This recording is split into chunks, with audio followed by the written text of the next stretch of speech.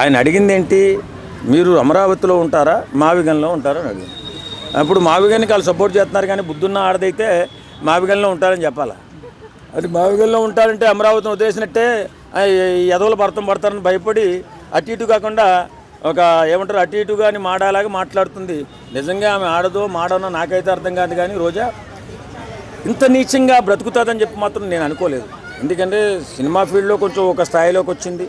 రాజకీయాల్లో ఆమె ఎన్ని తప్పులు చేసినా, ఎన్ని కథలు పడినా రాజకీయాల్లోకి వచ్చి మంత్రి అయింది, ప్రజాసేవలోకి వెళ్ళింది, వేల కోట్లు దోసింది, శుభ్రంగా అన్నీ దాచుకుంది.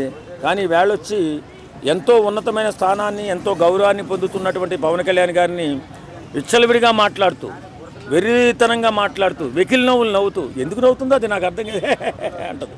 అరే పిచ్చి నవ్వా, వెకిలి నవ్వా నాకు అర్థం కాదు. కానీ ఇలాంటి చండాలమైన మనస్తత్వం ఉన్నవాళ్ళు రాజకీయాల్లో ఉండకూడదు. రాష్ట్రానికి దరిద్రంలో పట్టుకుంది ఈ రోజా కూడా పోవాలి. త్వరలోనే జగన్మోహన్ రెడ్డి దీనికి ఖచ్చితమైన పరిష్కారం ఇస్తాడని నేను అనుకుంటున్నాను. ఎందుకంటే జగన్మోహన్ రెడ్డి ఓటమి కారణం రోజా.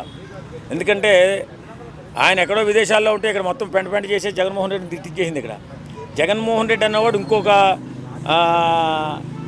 10% 20% ఓట్లు కోల్పోలే చేస్తారు విదేశాలకు వెళ్ళి వచ్చేసరికి.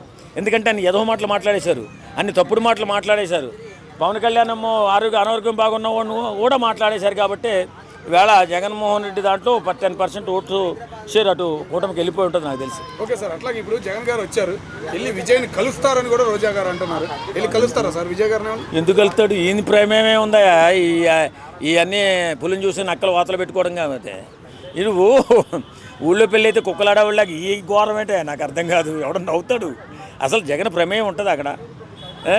ఆ లెక్కనైతే ఆయన ఎన్టీ రామారావులాగా పరిపాలన చేస్తా, పవన్ కళ్యాణంగా ఆదుకుంటాను ముందు చెప్పాడు ఎలక్షన్లో. మరి దాని గురించి ఎందుకు మాట్లాడరు? అవన్నీ వద్దు. ఆయన రాజకీయంగా ఓ రకంగా ద్రవిడ పార్టీలను ఎదిరించి ఇవాళ ఒక మంచి స్థానాన్ని సంపాదించి అద్భుతంగా సీఎం పదవిని చేపట్టాడు. ఆ సీఎం పదవి కాపాడుకోవాలని, సుదీర్ఘంగా ఏలాలని, సంస్కారంతో, మంచితనంతో, సేవాగుణంతో ముందుకెళ్ళి మంచి భవిష్యత్తు.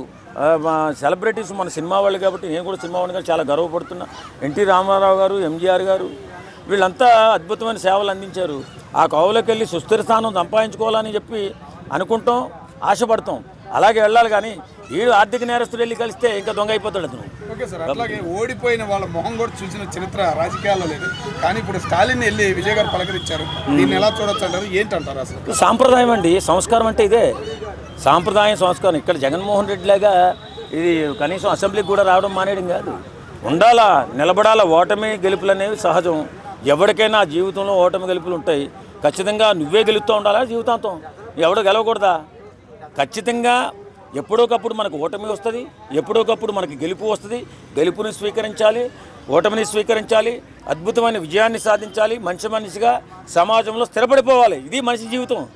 ఎదవ జీవితం వైఎస్ఆర్ కాంగ్రెస్ పార్టీ నాయకుల్లా బతకూడదు. ఎందుకంటే ఒక అద్భుతమైన జీవితాన్ని మనం, ఒక రాజకీయం అంటే ఏంటి? సేవాగుణం. సేవాగుణంలో రాజకీయంలో ఉన్నప్పుడు, గెలుపుకోవటం సహజమైనప్పుడు, ఓడిపోయిన తర్వాత కూడా అద్భుతంగా అందరినీ కలుపుకొని మంచి చెడ్లు విచారించి సాయపడుతూ, ఎక్కడైనా తప్పులు జరిగితే విమర్శిస్తూ, ప్రశ్నిస్తూ, పోరాటం చేస్తూ ప్రజల పక్షం నిలబడాలి. ఇది రాజకీయం. అది రాజకీయం తమిళనాడులో జరిగింది ఈవేళ. ఇక్కడ జగన్మోహన్ రెడ్డికి అది ఏం లేదు. అవకాశం వస్తే వెళ్తా, అవకాశం లేకపోతే వదిలేస్తా. ఇదే కదా. ఇలాంటి వాడిని ఎవడు గెలిపిస్తాడు? పనికిరాడా రాజకీయాలకి జగన్మోహన్ రెడ్డి అని చెప్పి చాలామంది అనుకుంటున్నారు. పనికిరాడు, రాజకీయాలకు పనికిరాడు. ఏదైనా వ్యాపారం చేసుకుంటే బెటర్.